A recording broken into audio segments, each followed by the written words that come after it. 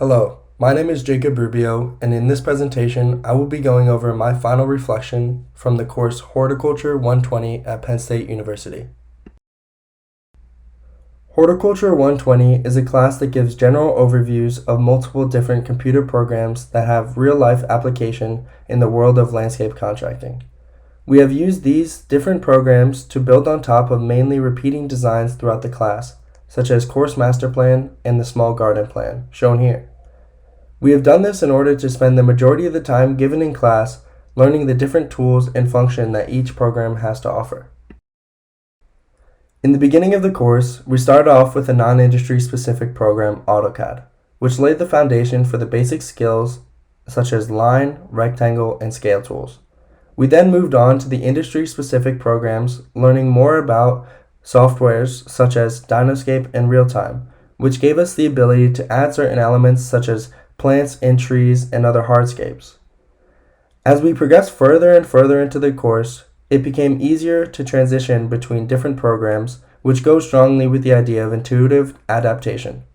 While learning more about each program over time, we were able to single out similarities and differences between them, making the transition to the different tools a lot smoother. Throughout the course, I have learned just how extensive the industry really is and how many different ways there are to go about creating designs and landscapes in the future. I think that this class will be very helpful as I move forward with my career because as technology keeps evolving, I believe that the industry will continue to embrace it, making it important to have a strong basic foundation of these programs for future building. I have learned a lot throughout the class, but if I had to choose two important aspects that I believe I would take away from the course, the first one would be probably the most important, being the computer skills and their applications learned.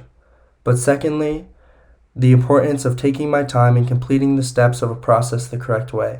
This course was laid out in a step-by-step manner, which is an environment I often find myself trying to move ahead in. However, I found the value of truly paying attention to the details and instructions before creating the design.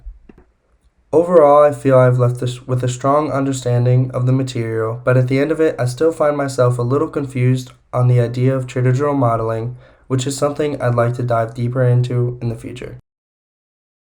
My expectations at the beginning of the class were that this would be a very basic course where we really wouldn't have the opportunity to get that far into the world of industry-specific tools or any programs related to landscape contracting.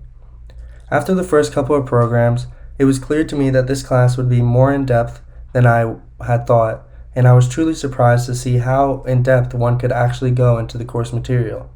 Overall, this course really surpassed my expectations as a class, and I truly felt that this course was preparing me for my future career. After having the opportunity to create designs in all of the software applications, I felt that my favorite application was Realtime Landscaping Architect. The reasoning behind this is that I felt that this was the program that you could dive the most in depth with, while also creating the most detail in the landscape, truly showing every element of a landscape. I also found it fascinating the program's ability to create walkthroughs that I feel is a very useful client communication tool that I plan on using in the future.